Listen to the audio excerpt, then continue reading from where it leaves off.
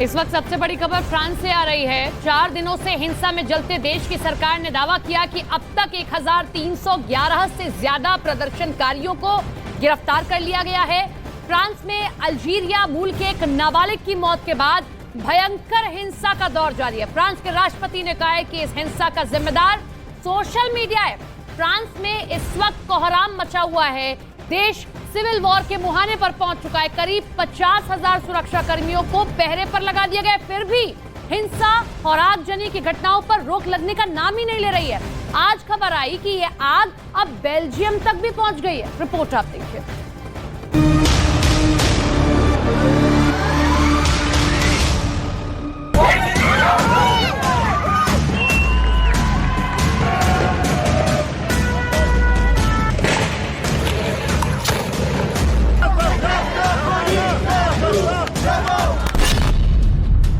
Paris,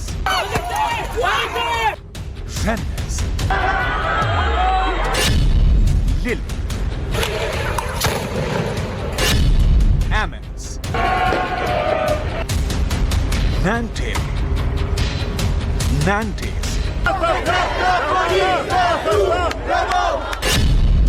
Viry-Châtillon, Dijon, Lyon, Saint-Étienne, Toulouse,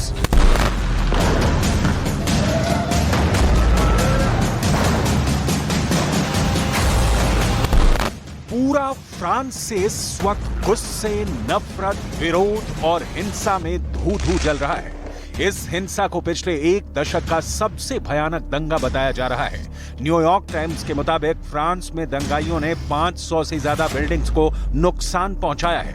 करीब 4000 जगहों पर आगजनी की घटनाओं में 2000 से ज्यादा कारें जलकर खाक हो गई हैं। सड़क दर सड़क, गली दर गली, शहर दर शहर आग ही आग।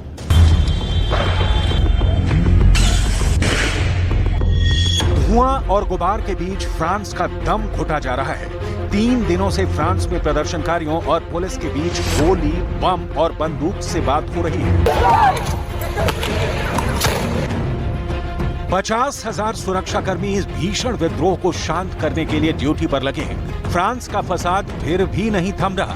पेरिस में हिंसा से बस ट्रांसपोर्ट ठप हो गया है और दर्जनों बसें तबाह हो चुकी हैं। प्रदर्शनकारियों के निशाने पर दुकान, दफ्तर, बैंक, शॉपिंग हॉल, लाइब्रेरी और स्कूल है। लेकिन वो कहते हैं ना कि जब रोम जल रहा था तब नीरो बांसुरी बजा रहा था। तो फ्रांस के राष्ट्रपति भी यही करते नजर आए। जलते फ्रांस के बीच फ्रांस के प्रेसिडेंट क्लब में पार्टी करते नजर आए। क्यों, कैसे, कब, कितना असर, कितना उपद्रव, कितनी अशांति बाकी? नस्लवाद है रियल दुश्मन। द बर्निंग फ्रांस के इनसाइड स्टोरी की परतें खंगालें। उसके पहले फ्रांस में हिंसा ने अब तक क्या क्या तबाह किया, उसकी लिस्ट देख लीजिए। 27 जून एक किशोर की पुलिस की गोली से मौत। 29 जून प्रदर्शन, हिंसा। 30 जून प्रदर्शन, सड़क पर फायरिंग। 1 जून 249 पुलिस वाले जख्मी, 875 लोग गिरफ्तार। हालात इतने गंभीर हो चुके हैं कि फ्रांस में इमरजेंसी भी घोषित की जा सकती है। भारी भरकम सेना की तैनाती के बाद भी तबाही नहीं रुक रही। देश भर में प्रदर्शनकारियों ने 2000 कारें जला दी। पुलिस ने चौथे दिन 1000 दंगाइयों को गिरफ्तार किया है। ब्रसेल्स, फ्रांस में अल्जीरियाई मूल के किशोर की मौत पर हिंसा की आग पड़ोसी देश बेल्जियम तक भड़क उठी है। फ्रेंच मीडिया की खबरों में कहा गया है कि हिंसा के आरोप में ब्रसेल्स में 100 लोगों को गिरफ्तार किया गया है। ब्रिटेन ने अपने नागरिकों से कहा है कि वो फ्रांस की यात्रा ना करें। फ्रांस के गृहमंत्री जेराल्ड डारमेनिन ने कहा कि देश में चौथी रात हिंसा में थोड़ी कमी देखी गई और 471 लोगों को गिरफ्तार किया, जबकि तीसरी रात की हिंसा के दौरान 917 लोगों को गिरफ्तार किया गया था। फ्रांस के राष्ट्रपति क्या कह रहे हैं सुनिए, क्योंकि उनके पास जलते देश को बचाने की जो प्लानिंग है वो बिल्कुल नकारा साबित हुई है। उदाहरण आपकी स्क्रीन पर है और बाकी डिटेल आपको आगे दिखाएंगे। इस बीच राष्ट्रपति Emmanuel Macron British singer Elton John के कॉन्सर्ट में एंजॉय करने का वीडियो सामने आने के बाद उनकी आलोचना हो रही है। लोग नाराज हैं। सोशल मीडिया पर यूजर्स ने इसे राष्ट्रपति का गैर जिम्मेदाराना रवैया बताया, लेकिन फ्रांस के राष्ट्रपति ने हिंसा पर जो कहा है उसे सुनना भी जरूरी है। Et de ces décisions que nous avons prises, en appelant tous les parents à la responsabilité. Il est clair que le contexte que nous vivons, on le voit, est la résultante de groupes parfois organisés, violents et équipés, que nous condamnons, que nous appréhendons et qui seront judiciarisés, mais également de beaucoup de jeunes. Un tiers des interpellés de la dernière nuit sont des jeunes, parfois des très jeunes. C'est la responsabilité des parents.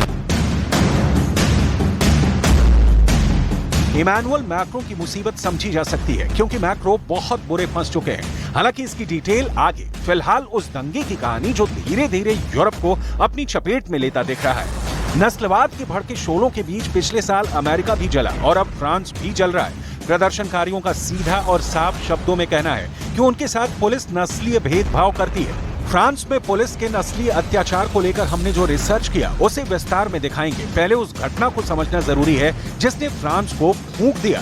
तो chronology समझनी होगी क्योंकि एक मौत पर पूरा देश जल रहा है तो उसके पीछे किसी एक शख्स का बदला नहीं, किसी एक शख्स की सोच नहीं, बल्कि पूरे देश के सिस्टम पर पुनर्विचार की जरूरत होगी। फ्रांस में नस्लीय भेदभाव का फिगर आपको दिखाएंगे। पहले फ्रांस की हिंसा की वजह समझ लीजिए। पुलिस रूटीन ट्रैफिक जांच कर रही थी। नाहेल चेकिंग के लिए रुका नहीं, उसने अपनी मर्सिडीज आगे बढ़ा दी। इस पर पुलिस कर्मियों ने पॉइंट ब्लैंक पर उसे गोली मार दी थी। नाहेल की मौत हो गई। वो अपनी मां का इकलौता बेटा था और टेक अवे डिलीवरी करता था। अल्जीरियाई मूल के नाहेल का कोई क्रिमिनल रिकॉर्ड नहीं था। इस घटना ने फ्रांस को झकझोर कर रख दिया है। प्रदर्शनकारियों ने डिवाइडर लगाकर सड़कें ब्लॉक कर दी, आगजनी की, पुलिस ने आंसू गैस के गोले छोड़े। नाहेल की मां मोनिया का रो रो कर बुरा हाल है। उनके बेटे को सब प्यार करते थे। वो रग्बी लीग में खेलता था। पढ़ाई में नाहेल का मन नहीं लगा। उसने इलेक्ट्रीशियन बनने के लिए कॉलेज में एडमिशन लिया था। नाहेल घर से निकलते समय उन्हें चूम कर गया था। कुछ मिनटों बाद ही पुलिस ट्रैफिक चेक से बचने के लिए भागते भागते उसे पॉइंट ब्लैंक पर गोली मार दी गई। 17 साल के किशोर की मौत ने फ्रांस को झुलसा दिया है क्योंकि इसके पीछे वो सोच है जो नस्लवाद के वृक्ष को सींचती है। खैर, इसकी डिटेल आगे। अभी अल्जीरियाई मूल के नाहेल की मौत पर फ्रांस की पुलिस क्या कहती है देखिए। पुलिस के मुताबिक नाहेल को 2021 के बाद 5 बार पुलिस जांच से गुजरना पड़ा था। वो रुकने के आदेश को बार बार इग्नोर करता आया था। जब पुलिस ने उस दिन उसे रोका तो जिस कार में वो था उस पर पोलैंड की नंबर प्लेट थी और 2 यात्री थे। 17 साल की उम्र में ड्राइविंग लाइसेंस नहीं मिलता। पिछले हफ्ते भी उसे कुछ वक्त के लिए हिरासत में लिया गया था क्योंकि वो सितंबर 2022 में जुवेनाइल कोर्ट के सामने पेश नहीं हुआ था। नाहेल की मौत के बाद भड़के दंगों से लोगों को 2005 का फ्रांस याद आने लगा है। फुटबॉल मैच के बाद जायद बेना और बूना ट्रॉ नाम के 2 टीनेजर्स को पेरिस पुलिस ने दौड़ाया था। बचने के लिए वो बिजली के एक सब स्टेशन में छिपे जहां बिजली का करंट लगने से दोनों की मौत हो गई थी। फ्रांस के राष्ट्रपति एक्शन में हैं। Et plusieurs autres, à la fois l'organisation de rassemblements violents se faire, mais une forme de mimétisme de la violence, ce qui, chez les plus jeunes, conduit à une forme de sortie du réel. Et on a le sentiment parfois que certains d'entre eux vivent dans la rue les jeux vidéo qui les ont intoxiqués. Nous prendrons dans les prochaines heures, et nous avons commencé à l'organiser, plusieurs dispositions.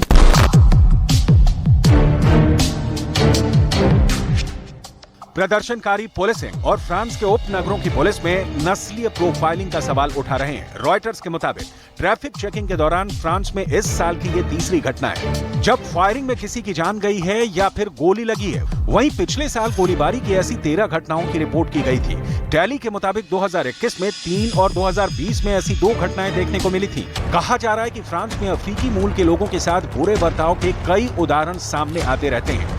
बार बार होने वाले हिंसात्मक प्रतिक्रिया एक झलक है उन गहरी दरारों की जो फ्रांस के बटे हुए समाज की नुमाइश करती है। ताजा घटना के बाद जिनेवा में संयुक्त राष्ट्र के मानवाधिकार कमीशन ने भी कहा है कि फ्रांस के लिए ये नाजुक वक्त है अपने नस्लीय मसलों को सुलझाने का।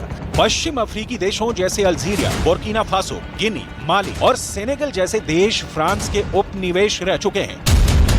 इन देशों से अभी भी फ्रांस में प्रवासियों का आना जारी है, लेकिन फ्रांस के समाज में इस बदलाव को कानून के तौर पर अपनाने की कोई पहल नहीं दिखती। आज के हिसाब से फ्रांस बाहरी लोगों को स्वीकार करने, उन्हें अधिकार देने के लिए उत्सुक नहीं दिखता।